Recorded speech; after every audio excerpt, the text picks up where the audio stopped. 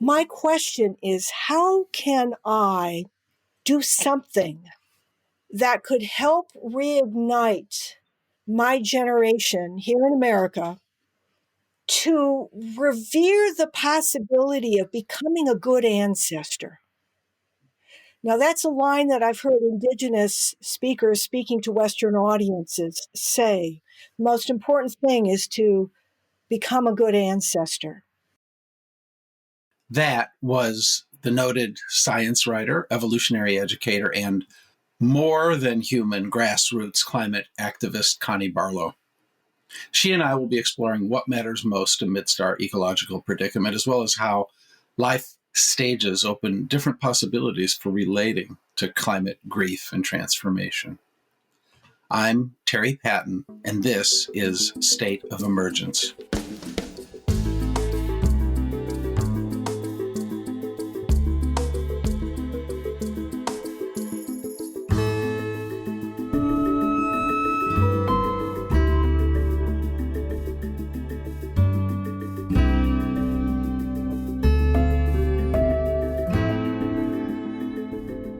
Today, I'm delighted to be in conversation with my good friend, Connie Barlow. Connie and her husband, Michael Dowd, are dear and esteemed friends. Michael was my conversation partner for last week's episode. And Connie is known not just as his mission partner, but also for helping native trees move north in advance of the rapidly shifting climate.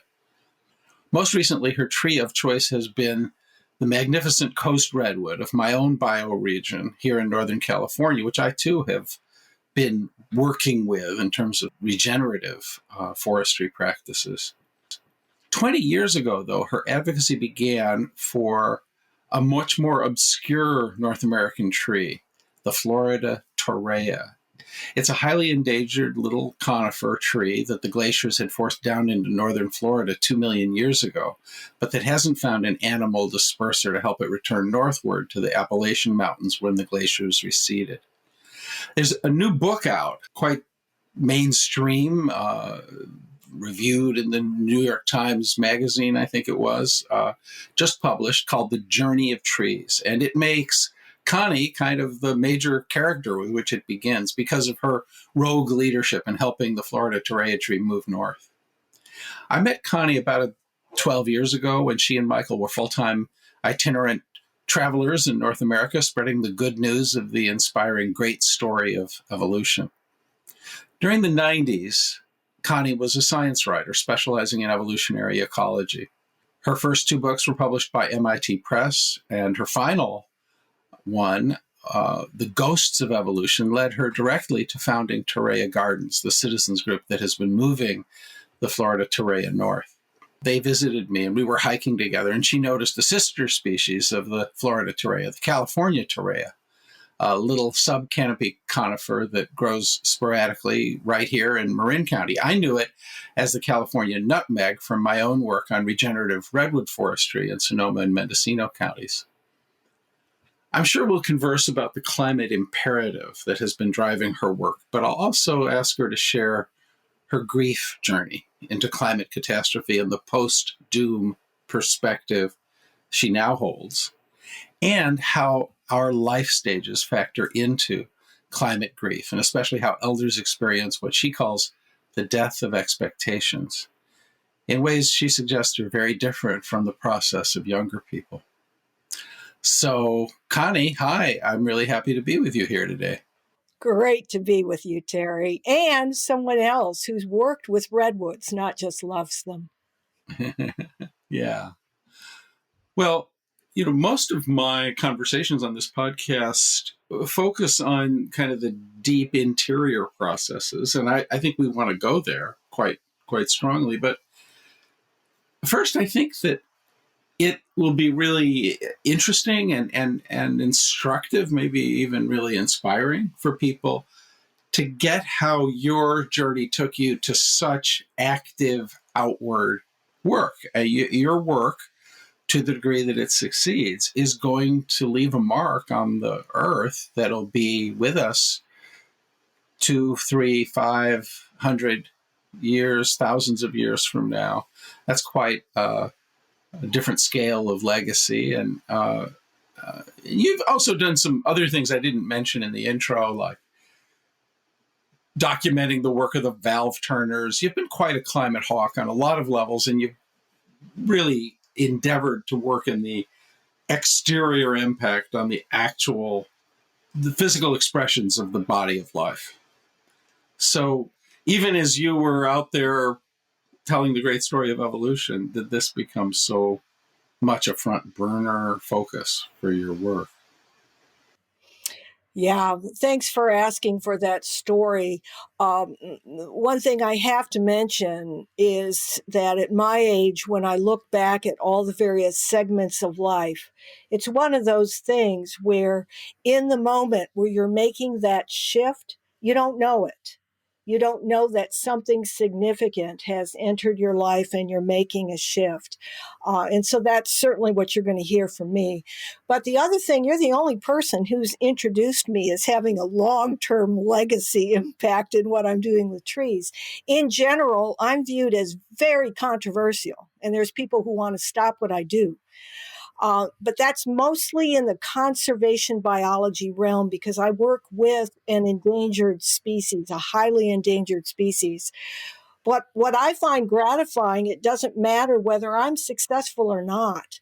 The professional foresters, the people who care about having canopy trees native, uh, there protecting the water, surviving after fires, certainly the timber industry as well for having building materials, they would be doing exactly what they're doing now, whether I existed or not. And that is, they are doing the assisted migration of native trees poleward to make sure that as climate is changing, they're still going to have an overstory there. So I appreciate the way you introduced me, and it's very different how I'm viewed, whether you ask a professional conservation biologist who works with the Endangered Species Act on one species at a time versus the forestry profession who cares a lot more for give us the native trees. We don't care if they're from the South. We just want to make sure we've got healthy forests in the decades ahead. Okay, so the philosophical difference, in a way, has to do with the kind of makeup and the richness of the ecological variety in the forests during the changing conditions. Is that? I, I'd say it's deeper than that. It's paradigms. The paradigm shift when you're dealing with conservation biologists who work with endangered species, the focus is on that species. Something is wrong, and we've got to make it right with that species. Um, for the forestry profession, in general, it's this multiple use thing. They're going to be in there cutting the trees. There's going to be some wilderness areas set aside, but they're just used to more management, more um, human intervention going on with planting trees after they log than conservation biologists are. So it's a real paradigm shift going on. So I'm controversial in conservation biology, but certainly not in forestry. They're grateful for me because what I've done with my group, Torreya Guardians, where we've moved the second most endangered conifer tree in the world from its tiny little enclave in northern Florida, where the glaciers pushed it down when there was ice covering where I am right now in Michigan. The trees all had to go south, but this never made its way back north.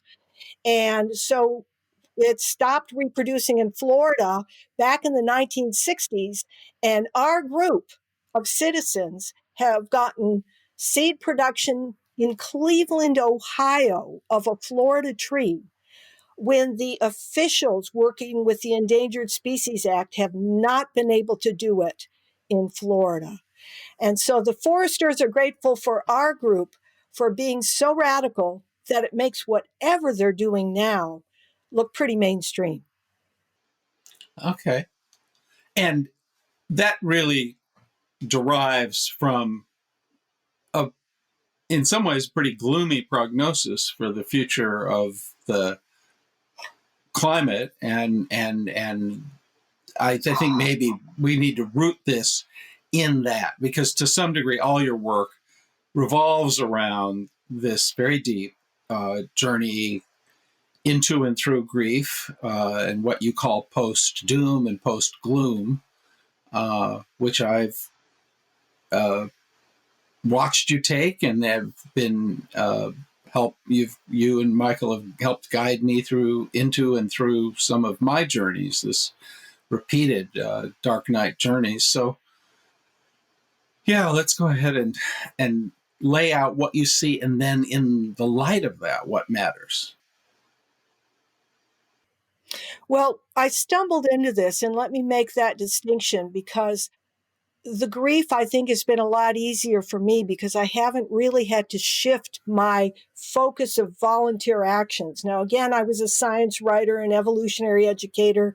That's how I made my living. But my vocation, what I consider most important to me when I look back on my life, is really instigating the assisted migration of trees poleward. And when I first started, I was not concerned about climate change. This was 20 years ago. And I was just concerned about, there are a number, and you've got them there in California, there are a number of conifers that are called glacial relics. Glacial relics, they're relictual. They were left behind during the cold time 12,000, 20,000 years ago, and before that, other cold spells. In California, they had to make their way to the coast, because the coast is warmer in cold times and cooler in hot times. So your coast of California is like about as good as it gets. And you got about a half dozen other conifers out there that just haven't left. They've hung out through cold and heat, moved a little bit up and down, but it's not like back east, where I've worked with the Florida terrain in Florida. It got pushed down from the southern Appalachians. This tree's been around since the dinosaurs. And it's been all over the place as climate has changed slowly. But when the ice age hit and the glaciers were pushing way down, this thing took a float down the Chattahoochee River and out, some of the seeds going out, obviously, into the Gulf of Mexico, but some washed up in floods in the panhandle of Florida along the Apalachicola River there, hung out during peak glacial. But they couldn't float the river back up to the Appalachians. And we've got another tree like that, Franklinia, off another river. And then there's another one down the Mississippi. Our continent did not lose the trees like Europe did in the glaciers because we had rivers that came south. Our biggest problem is getting them back north when they can't just float down. So I wasn't dealing with contemporary climate change. I had a well-established glacial relic that had never been able to follow the warming climate back north, and it was just hiding out in these little ravines, stopped reproducing, a half dozen different diseases started attacking it. And I said, hey, I've got this deep time understanding. One of my books was about paleoecology, and this tree deserves, all it needs is not $1 million put into it anymore. Just let us move it north into the Appalachians and beyond if you're not willing to. So I was already doing that when I was not worried about climate change 20 years ago at all. But when I woke up to climate change, how fast it was and what it really meant for humans, trees, everything, I already had one species I was successfully working with. And then I opened up as we were traveling the country in Michael Dowd's and my work and speaking around the country. I went, oh my God, look at all these other conifers that need help in moving poleward as the climate is changing. And that's why I started working on your coast redwood. Yeah, we've been watching just lately many of the more southern redwoods burning. 40% of the redwoods in the Santa Cruz Mountains were burned in the fire just recently. So, and the fires have affected many of the redwoods down toward Big Sur as well. So we're already seeing the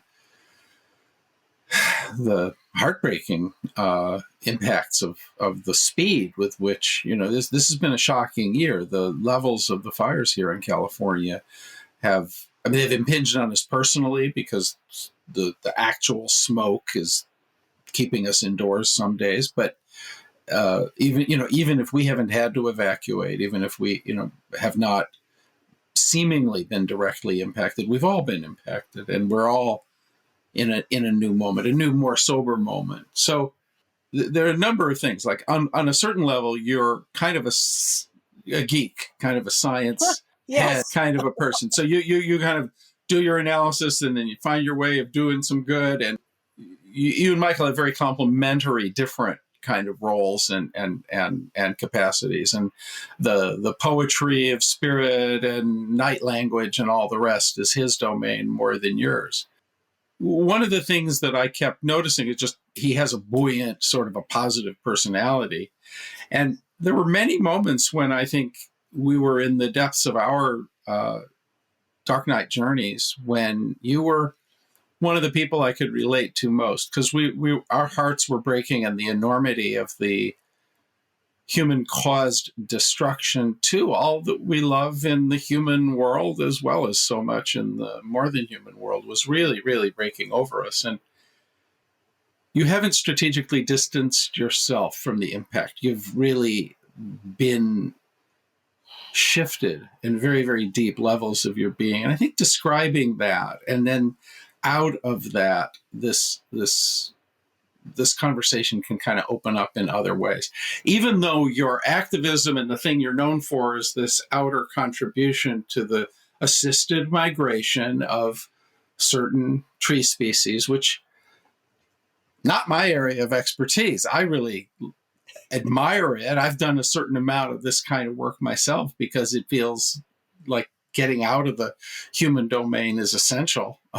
So I'm kind of with you. On the other hand, there's I want to hear your journey a little bit more fully and invite people into what you've cared about, what's motivated you, and how that's been shifting. You've had a whole series of stops along that way. Absolutely. Thank you. I think the way I'd like to start is with a specific example of perception. I was a science writer in evolutionary ecology, but I'm a naturalist at heart. My great mentors have been the old school scientists who said, I'm a naturalist first and I'm a scientist second. E.O. Wilson, Dan Jansen, and my great mentor working with me on Florida Terrea, the great Pleistocene ecologist, Paul Martin, who died in 2010. But it's being out in the natural world and seeing force and how my view, I see things differently. So it's not just a rational understanding, but it emanates out into how I am in the world in action, but how I perceive the world. And I'd like to give you to me, a poignant example. Michael and I were in California, Northern California, along the coast near Eureka, several times in the last year. We moved just before the smoke really started hitting Eureka, but the fires were already bad, and electricity could have gone out any time. It's stunning to me to feel that. We were already in the drought. The well we were on had dried up, so we just jumped in the Salmon Creek to get clean periodically, and I washed everything in a bucket by hand. But here's the way I started viewing the redwood forest, which, by the way, I'm with everybody on that. I mean, I have little cute names for a lot of the conifers I work with. Florida Terrea is Tories. Douglas fir are Dougies. Ponderosa pine are Pondies.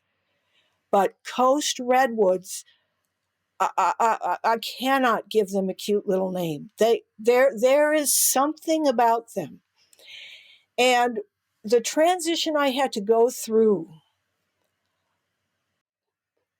was to be able to walk through an old growth forest and accept that these old ones were going to die. And yet, when I'm in the Pacific Northwest, in the Seattle area, visiting horticultural, old plantings, people planted coast redwoods and especially giant sequoias from the Sierras all over the urban landscaping before they started worrying, oh my God, what's going to happen if they fall on our house? So there's these old trees all through 500, 600 miles north into British Columbia. And some of them have started producing babies that have naturalized. And so now the most beautiful thing to me is not a big old growth tree in California, wild. It's babies growing in the Pacific Northwest. Babies. That's where I see the beauty. How many people can see that? Yeah, you have a unique angle of view based on your understanding all this. It isn't only in terms of those expressions in your professional work. You've also been accompanying Michael book by book, insight by insight through the whole contemplation of the limits of grace that within which our human civilization, so called, is able to exist. And you've caught yourself in the act of being an expression of all of that unsustainability and repented of it and done things to minimize your impact. And at times, I think, probably felt pretty judgmental and released judgments. And, you've had to travel through a lot of territory.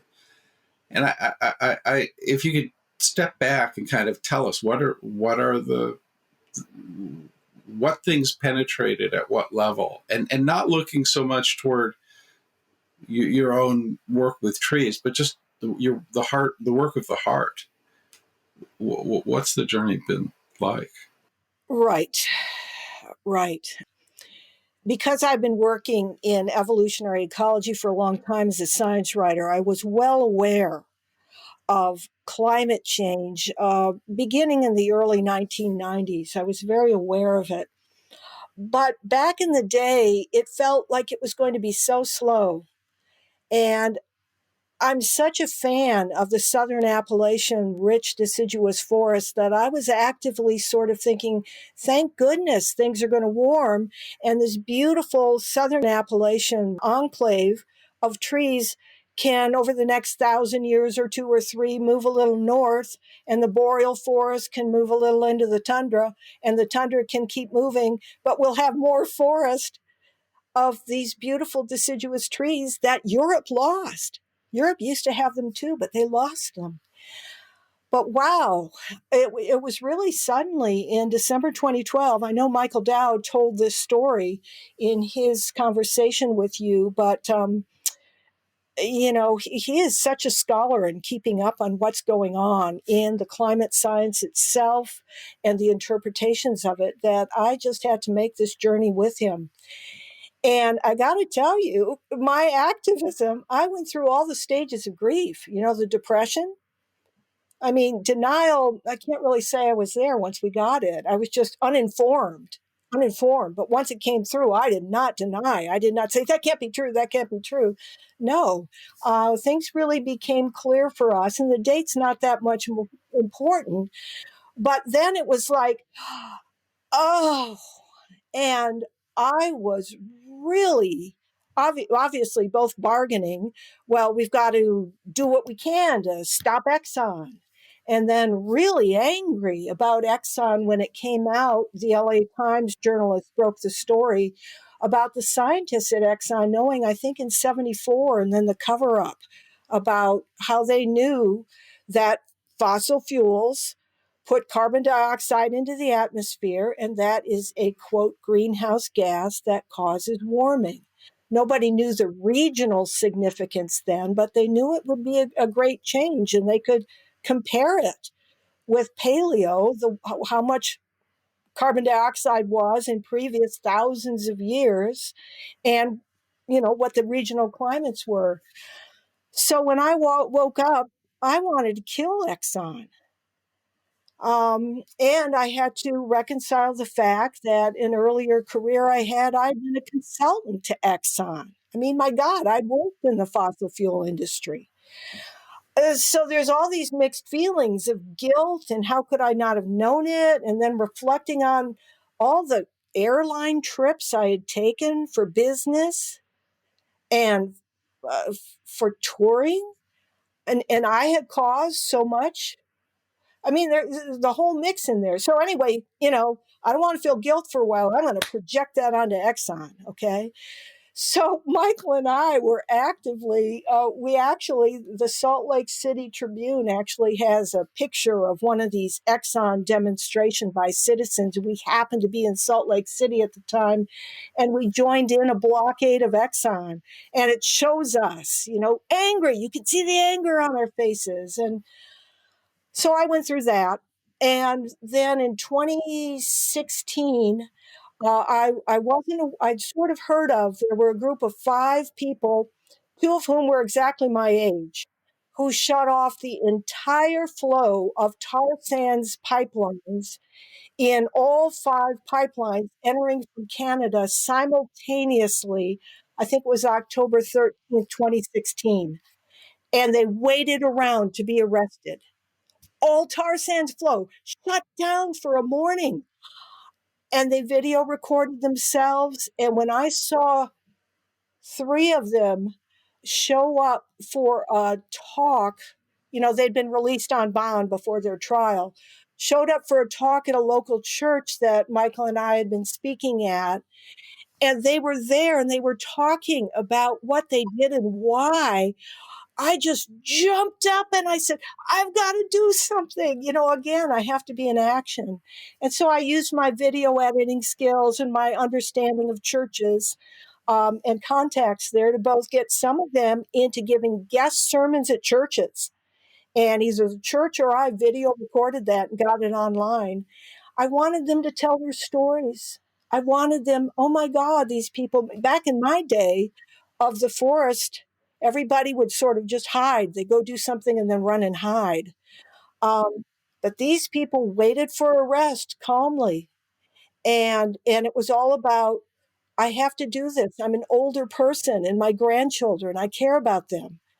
And so I did that. And I did a lot of video work and archiving some of what went on with them. And I'm very grateful to have done that and had that opportunity to help out with something that cannot be repeated without some kind of terrible violence happening to them. You don't shut down 15% of the fossil fuel use in America and have it be, I put a spike in a tree. No, it's not that. So anyway, I worked on that. And now I'm past the anger. I mean, I'm sure it'll keep coming up. You and I have talked about this before. You don't just get through the cycle of grief, of denial and depression and bargaining and anger, and then finally acceptance and action. I'm sure it'll go on. But now my action is really, really working with trees and other people who work with trees, and then supporting my husband, Michael Dowd, in his video talks, his texting, and in anything he's doing with trying to put together the big picture. I am a small picture person, grateful for all of you included, Carrie. You work at a systems big picture level as well as the deep inner work. And I benefit from that. So what I do is I'm just a human being, and I'm an expression of what I think a lot of people are feeling, and I'm grateful that I have something to do that's not dependent of changing the system. Mm. Well, this gets into the area of a bunch of distinctions that Michael also makes that I think maybe need to be drawn out. Many of us wake up to just how serious things are, and we feel initially there's a kind of denial of our own co-responsibility for everything we wish were not happening, and recognizing that in some sense we're the spawn of the cancer cells in the body of Earth, and we're part of the disease, and all. And there can be something of a self-flagellation for a while, and then we, in our anxiety and our urgency to somehow be part of the good instead of part of the bad, we want to have lots of tangible effects, and it's very important. Many of the young people involved with Extinction Rebellion or Fridays for Future right now are naming the 10 years left to turn it around and really pressing for systemic changes. And I feel tremendous resonance and sympathy with that. But you guys are identifying a kind of a deeper critique, not being negatively, not interpreting what folks are doing as naive or problematic, but just recognizing that things are so far gone that you no longer really believe that these agendas of systemic change will avert societal collapse. You want those changes to happen, and they will reduce the impacts on the rest of the living Earth, so they're very important. On the other hand, you've in some sense cooked some grief process in at this point, and you're no longer able to demonize the enemies of the better policies and behaviors in the same way. To some degree, there's a kind of profound grief-soaked acceptance of the inevitability of many of the changes we wish we could avoid. And that's shifted your whole perspective. And you've said a number of interesting things. We had a series of interesting exchanges after COVID hit, when you created and you just shared what you had created, which was a pledge not to ask for extreme medical efforts if you got COVID, not wanting to use up those resources. And Because I was an elder. That's crucial. Because I've lived a full life. I'm 68. right. Only because of that. That's it. And a lot of what you've been considering now in terms of life stages has to do with taking a stand in a different level of self-transcending commitment that makes sense for you at your life stage. And that is possible only because you've gone through this all so deeply. So let us inside. How has it been to live this, and how has it shifted everything? Yeah, let me first acknowledge how really naive and unexperienced I am in some places. And I'll start off with something affecting you now. We were in Eureka when all these fires started. I forget the one that's in the Trinity Alps now, and it was heading towards the tribal area, but we were right next to the coast, and it wasn't going to come into our Redwood area. I cannot imagine. I cannot go there. I cannot imagine who I would be and what I would feel like if we were still living in that Eureka home right now that we were living in all summer. We left there, I think, September 3rd and came across the country. I can't go there. I can't even imagine. And yet we've had a couple people we know evacuated, okay? I can't even imagine. Or just dealing with the smoke. Oh my God, it's gorgeous here in southern Michigan. I grew up in Michigan. And I feel inadequate of trying to sense what is it like to be a young person now. There's a person I talk to regularly in this old house that's been turned into 3 apartments. Michael and I are on the ground floor, and he's one of the upstairs apartments. And he's a graduate student at the University of Michigan, first year in landscape architecture. And so we have a lot of tree talks that we do. I cannot imagine what it would be like when I was blessed with being at a time when everything looked, it just looked like it was going to keep getting better. You know, I can't imagine what it's like to be a young person now. And so I have experience, but I have experience as an elder. And I am just, you use the word wonder a lot in your other conversations. I'm agog. I am in wonder of how these young people going to college, studying in college, uh, young parents. We've got one now, Michael's daughter. That's why we're living here permanently now, 4-month-old granddaughter, 2 blocks away. He's up there now with her. Every day he goes and takes care of the granddaughter for a couple hours in the late afternoon. I get a sense of how they are dealing with it, that young couple. And a lot of it is present moment focus. Present moment focus. Just don't, adaptive inattention. Michael and Connie, don't tell us what you read today. We don't want to hear it. We're dealing with this child. So that's a tangent. But I just wanted to express that I am confused. I'm agog. I know where I am. I know how I feel, but I don't know how relevant that is for anybody outside my age group.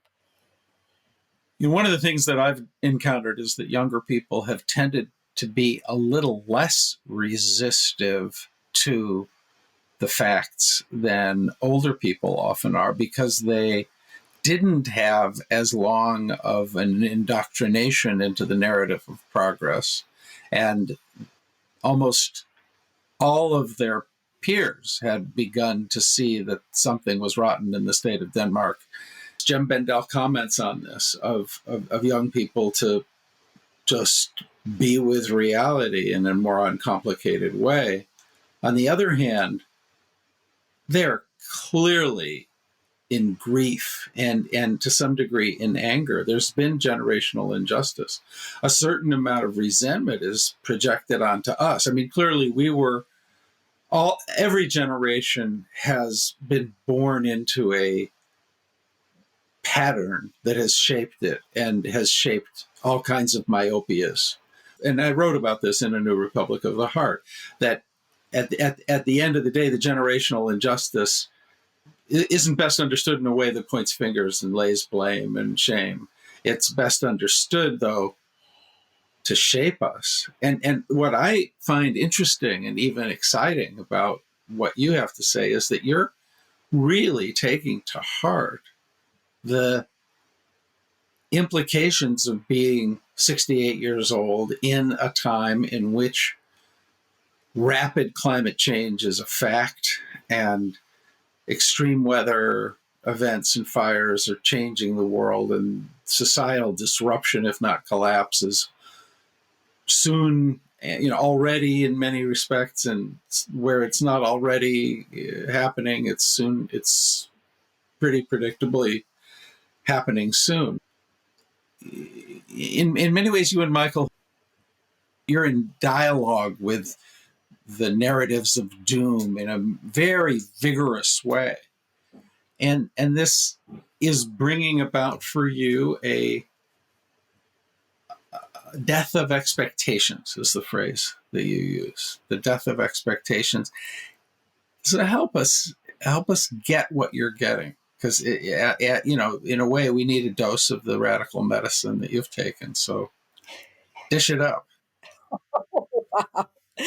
Thank you. Death of expectations is something that I did bring up with someone in the couple people in the inner circle of Jem Bendell's group. By the way, for anyone who doesn't know who that is, Jem Bendell put together a group called the Deep Adaptation Group, based on an academic paper that he wrote about 2-3 years ago. And many, many people sing with it now. And what I take from that is it's not black or white thinking in any of this doomosphere. It's, what do each of us think is inevitable? Okay. And I'll express that in a moment. What do each of us think is maybe not inevitable, but it's probable? It's more than a 50% chance. And what is possible that we really don't want to think is doom, but might be possible, you know? And so we're not in, am I a doomer or am I not a doomer? No. You know, what I see as inevitable is I have already experienced collapse in a very significant way for my action. And that is, I have experienced that we citizens have to be moving the endangered Florida torreya, because every time someone in the official agency that works with it, the U.S. Fish and Wildlife Service, retires, they are not being replaced. The rest of the staff has to take on the duties. And at the same time, degradation in how endangered species are being handled is so severe that the Center for Biological Diversity is suing again and again and again in court. So all the effort has to go into defending themselves in court, doing the bureaucratic things, and even the best scientists with the best heart working on my species can't take any steps forward in the way we are. They just have to do the basic bureaucratic jobs. I've seen it collapse. If endangered species other than wolves or maybe Joshua trees, big, little endangered species are going to be helped, it's going to be our group. It's going to be groups like us. I've already seen citizens needing to take over in there. So I've experienced collapse already. It's happening. That's not only inevitable, it's underway. For me, having to come to grips with what's probable, um, what's probable is there may be massive death in this decade, okay? And that's going to affect my grandchild who's sitting out on the porch right there now with Miriam and Michael, the grandfather out there. And what's possible? Extinction of the trees I love. I may not be able to get coast redwoods far enough into Canada to have them survive severe, abrupt climate change. If we get back to a time, which was not long ago when there were alligators up in the Arctic Circle, if we get back to that, coast redwoods are going to have to be moving way up into Alaska. And I'm not the one to do that. I won't be around. So this is a level of anguish that I have to deal with on a day-to-day basis. And so my expectations of how the future is going to unfold, I won't be here, but I care about it. I care about my grandchild out there now. I care about trees. I care about, as Joanna Macy says, there are things that have come about in all the cultures of the world, indigenous cultures, various cultures, that you just want to pass forward and have that continue, even if we've got major collapses. That might not. And so, death of expectations for me, and what I heard from one really significant person in Jim Bendel's Deep Adaptation Group, and I really encourage people to look that up, is she said, no, I think she's in her 40s. She said, no, it's not death of expectations for me, it's death of dreams. Do you get that? When I was young, I had dreams, and I could more than accomplish my dreams. My dreams weren't big enough for how I was able to live my life decade by decade. And now, young people, it's the death of dreams. I don't have dreams anymore. I'm doing what I do.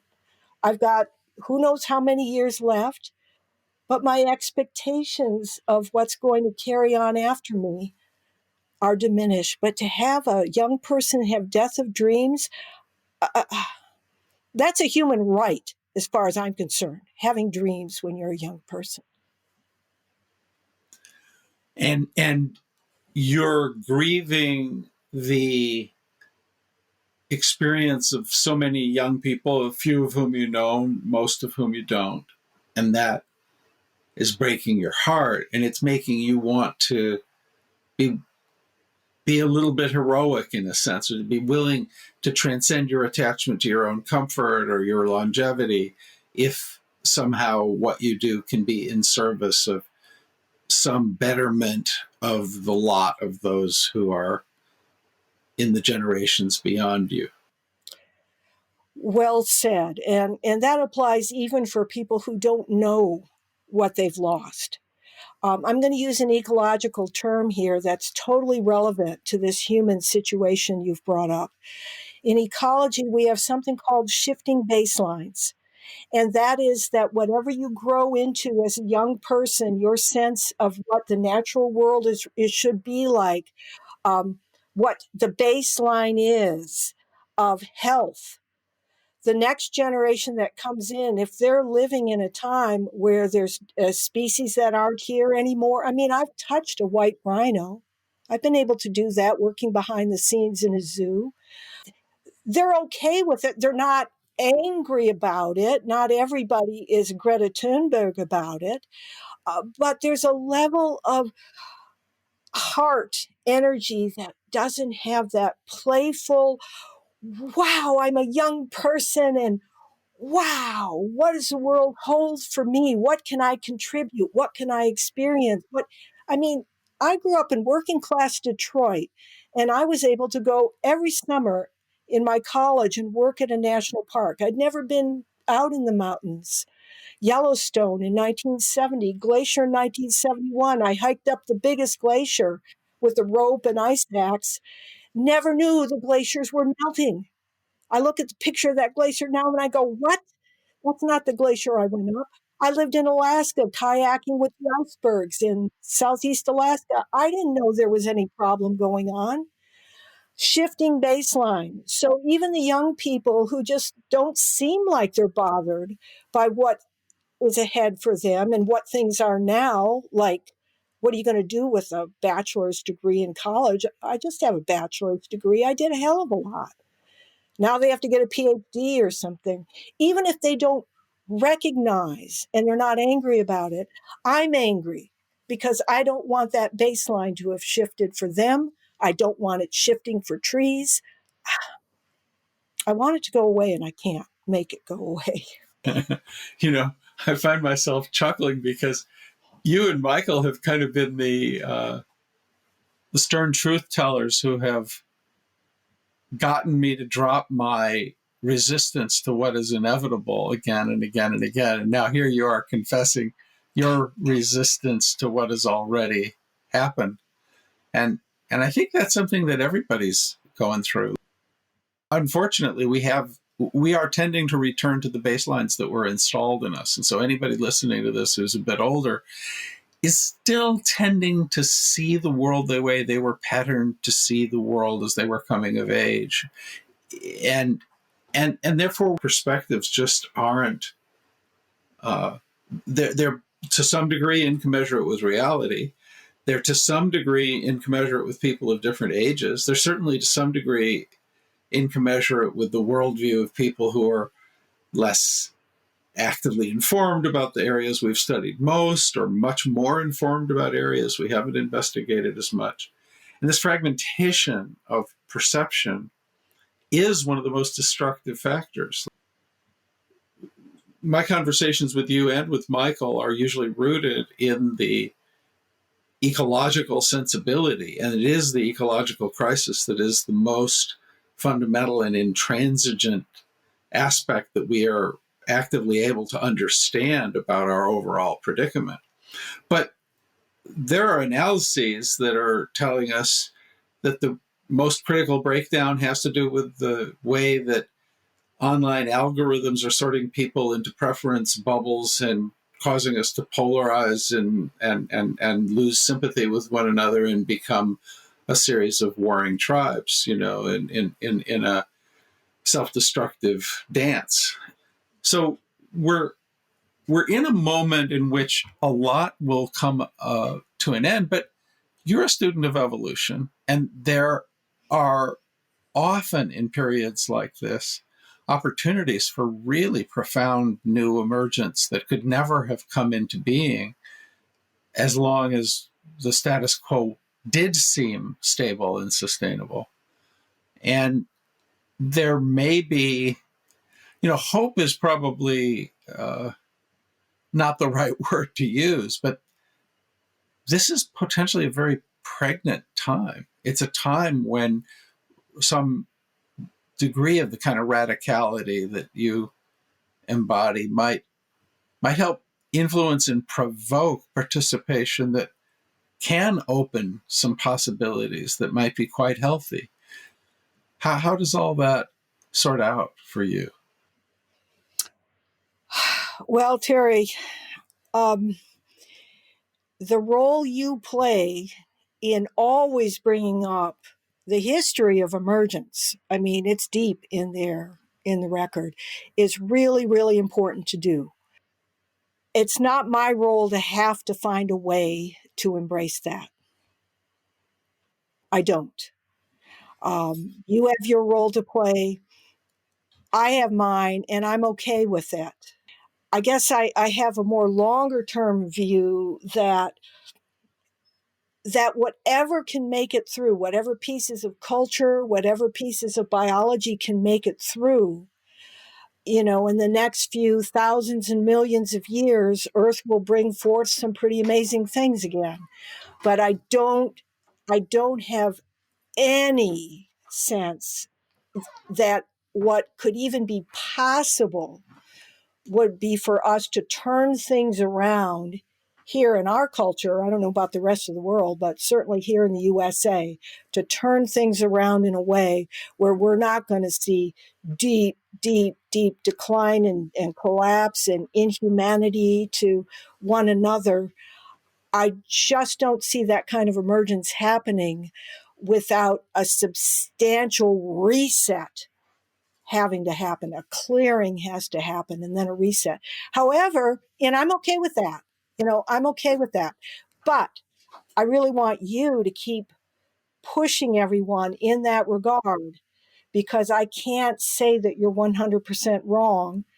And it's really important to have these different viewpoints out there and each of us speaking from the heart authentically from that view. And you certainly do. And you have the expertise and the experience to do that. So keep doing what you're doing. But here's one of your conversants who ain't going there. Okay. Well, there's a way that this is a stern but healthy, necessary medicine. All of our egoic patterns and habits and ways of thinking and ego defenses and all the rest have to get out of the way. And what cleans us, what cleanses the psyche? Tears. Really letting our hearts be broken opens a passageway. There's a river we can kind of cross only by letting ourselves, in a sense, just surrender and emotionally surrender from the heart, surrender in a way that is hopeless and helpless and beyond strategy, so that something is opened. And on the other side of that, we can participate in a different way. And that's what you mean by post doom and post gloom. That's that's where you're hanging. And you don't want to prevent people from going through those dark night journeys and those purifying episodes of grief, because those are what can land us with our feet on the reality of our earth and our situation. And I honor that. I want to hear some of the questions that are arising into your awareness that you haven't answered yet. You may not be ready to inquire into emergence. That's not your job, but you are open to an inquiry. I mean, you've gone through such profound, rapid changes in your worldview, you and Michael, while actively communicating to a large number of people over this period of time. I can't imagine that process of the evolution of your perspective is going to just suddenly stop just because you've stopped driving around the country. So what are the questions that are at the edge, that are on the horizon? Thank you for asking because this takes me to the next level again on the life stages thing. You know, my question here because I sent you, last spring. my question is, how can I do something that could help reignite my generation here in America to revere the possibility of becoming a good ancestor? Now, that's a line that I've heard Indigenous speakers speaking to Western audiences say. The most important thing is to become a good ancestor. And the reason it speaks to me is I've happened to have great experience with a couple of my own personal ancestors who have led the way, in that when we're in a time of difficulty, then it's up to the ancestors to make the sacrifices in behalf of the next generation.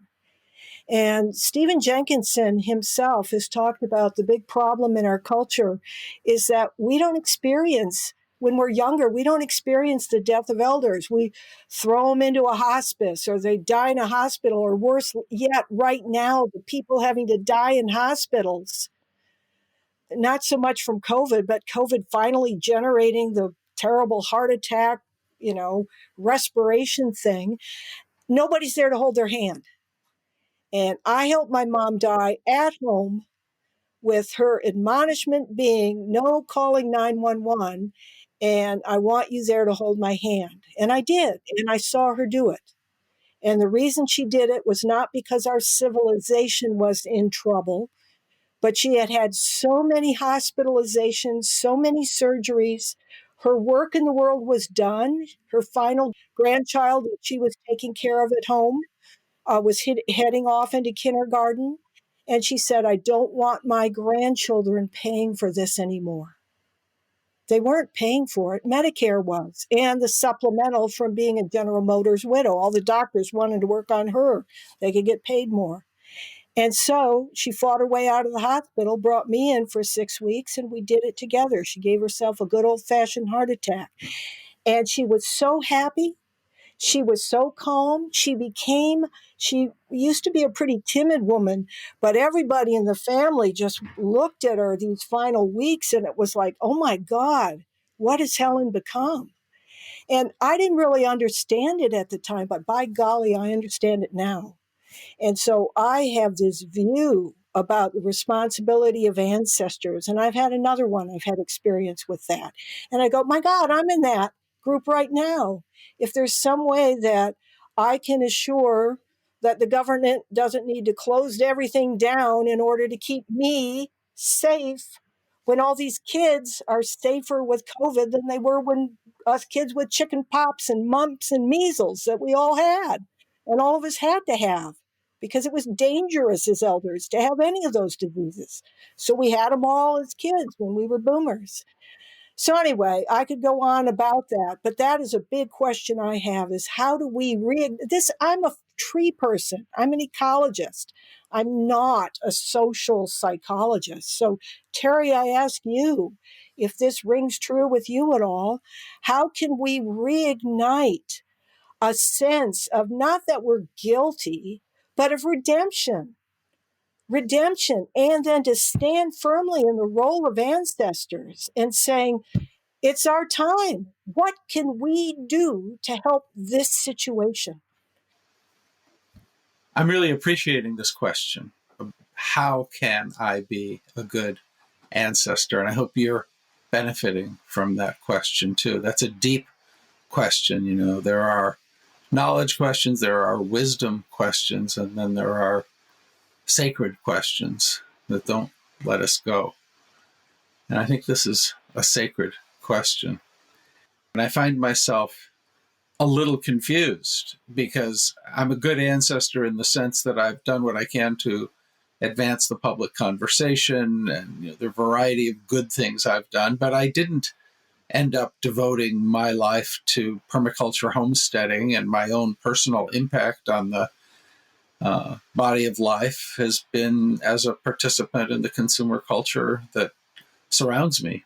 So in some ways, I'm not a good ancestor, and I'm asking how I can become a better one. And are there life changes that might be in store for me that can shift that? I also find myself asking if there are ways that I can relate to the process of dying, my own death, but holding the dying of others and holding the passing of much that is beautiful, that stay awake to the sacredness of life and death and the dynamism of what death makes room for. What, there may be millions, hundreds of millions, billions of people who will die younger than they expected in the process of this predicament working its way through. And we probably are going to be arriving at a much smaller human population. And this is, on certain levels, just horrific. And I think we're tending to contract and get traumatized by it. But it must be a truly sacred process, and it must open ground for something more. And if I can be in touch with that, to me, the toxicity comes from becoming bitter and cynical and egomaniacal. Those are the things I don't want to be doing. I want to be in the question of how to be a better ancestor, even if I can't answer it perfectly. I want to keep growing in that. And I want to be with others who are sincerely inquiring into it, and not more from a place of wonder than a place of darkness. And so thank you, for framing up that question. And I want to turn it back and ask you about how your inquiry into how to be a good ancestor is opening now. Well, thank you for that. Right now, the only thing that, doing something extraordinary as an ancestor would be either to do what I call the COVID legacy pledge. And that is to, as someone over the age of 65, an absolute senior, to say that if I get the coronavirus, I will not allow myself to go to the hospital, or if I go to the hospital, you can't put me in ICU and have me take up a respirator. Okay, just any of those little gray scales in there, so that you don't include me in your calculations of you got to keep me protected, and think about how many of us seniors are going to end up in the hospital. And so you've got to keep everybody in masks and cut back so that you don't overwhelm the hospital staff. And I really agree with the importance of not overwhelming hospital staff. My God, they are doing an incredible job. But here in the United States, we don't yet have anything else other than that we could really do. There aren't going to be many people like my mom, who 1998 said, I do not want my grandchildren paying for this anymore. She doesn't want Medicare paying hundreds of thousands of dollars to keep her alive for a few more years when she feels her life is done. More than, I don't want to be a burden. That's very legitimate, but her life was done. Okay, very few people in our culture are going to do that. But living with Michael Dowd as a boomer, we have to take into possibilities abrupt climate change, blue ocean event, methane going up. Unbelievable what a famine might do if the jet stream keeps wigging out and just completely floods wheat fields or dries them out. Canada, the United States, any of the other grain producing areas, there could be a famine. And so here's where my ancestors would have stepped in. Okay? I know that. And here's where I want to be like my ancestors. I will say, no, dear, the food's for you. Here, give me some liquids and take care of me as I pass away. It's my time. I will not be an elder fighting to be in the food line. Now, you brought something up with Dowd about, would I be an elder fighting to be in the food line to get food for my grandchild? That's a very important question. But I think that's a secondary one. I think all of us, if we have any sense of the possibility of living into a time when there isn't famine just in the Sudan, or South Korea or North Korea, but there's actually famine here in America, whether we would be willing to do the thing that my mom would have done in a heartbeat. The process of transcending our will to live is very, very deep and profound. Like, to some degree, this spark of life just loves to be alive, does not want to, the light doesn't want to go out, kind of thing. There is a an aspect of that which, when people say they fought back from an illness, this affirmation and assertion of a yes to life. I love life. I don't want to go gentle into that good night. And we have to have a pretty nuanced view to include a yes to life and a yes to death. A profound enough place that we can stand in, that it doesn't, it's easy if we're just going into a place of, oh man, the future's a mess, I feel depressed about it, I don't want to take up too much room, I'm going to die. But it's an expression of a kind of depression of the human spirit.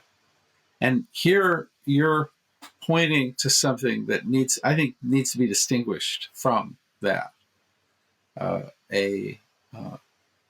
An orientation that absolutely is saying yes to life in a persistent way, but it's saying no to a fearful clinging to life. It's saying yes to the healthy inevitability of dying, and dying as good an ancestor as we can be, all of us imperfect.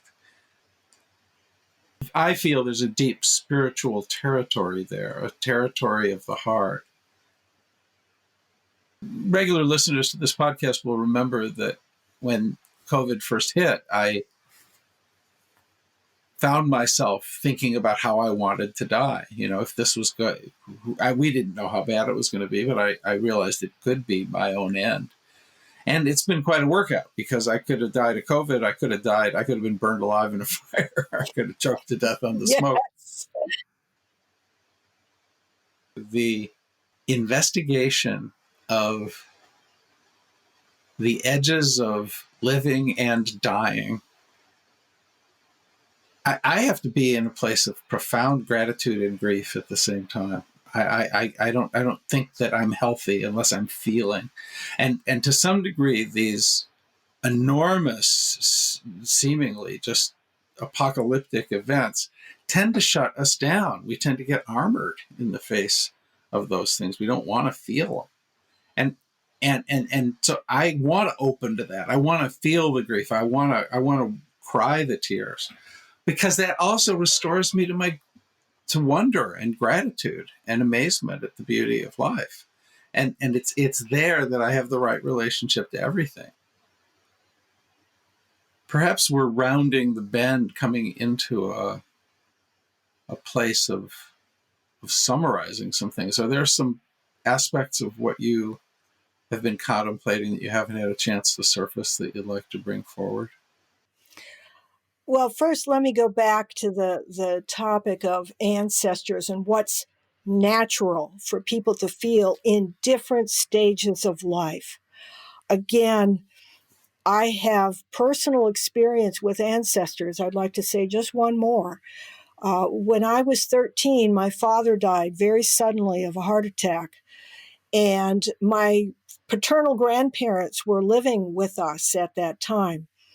And just 2 or 3 days after my father's funeral, my grandfather, who was 88 or 89, this was early April, cold in Michigan, dark. And I'd never seen him done this before. He and my grandmother just stayed in their little room with their little kitchen, and came out and had Sunday dinner with us, but really didn't come out much. And it was dark. It must have been about 7 or 8 o'clock at night. I was in the living room, and he walks out with his coat and hat on, his little beret, and he tries to start going out the door. And my mom was in the kitchen, and she hears him. She turns around, grabs him, and sends him back. Okay?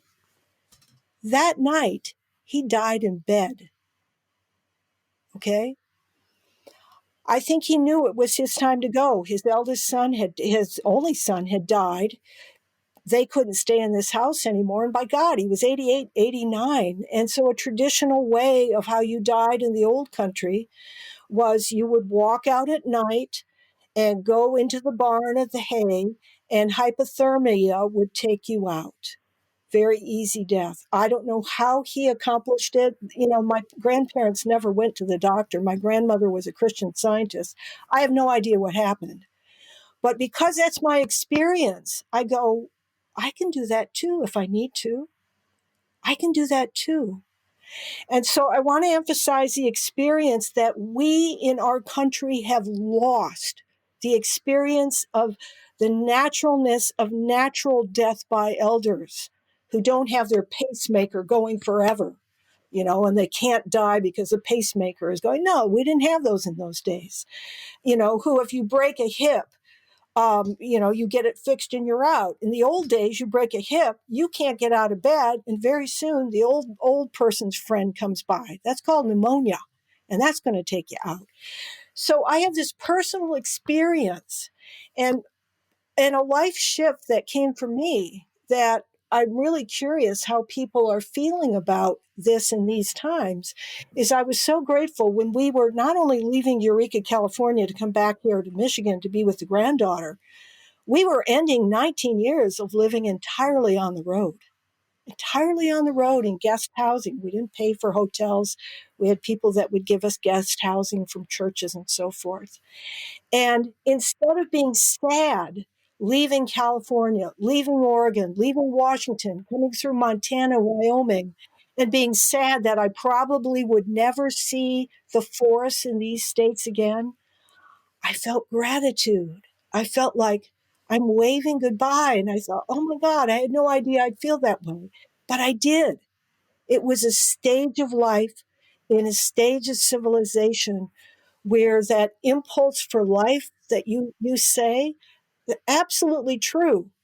You know, the parents who are sitting out here with the baby, you can bet they're going to do everything they can to stay alive and keep that baby alive. But for me as an old grandma, different life stage. So if there is some way that more of us can help, I don't know what that might be. I'm just offering up the question that when times get really difficult here in America, that whatever it means to leave more for the younger generations and say no to taking more of ours, I would love to feel that I'm part of that age cohort that is doing that. Wow, beautiful. That feels like the capstone of this conversation, Connie. Thank you so much.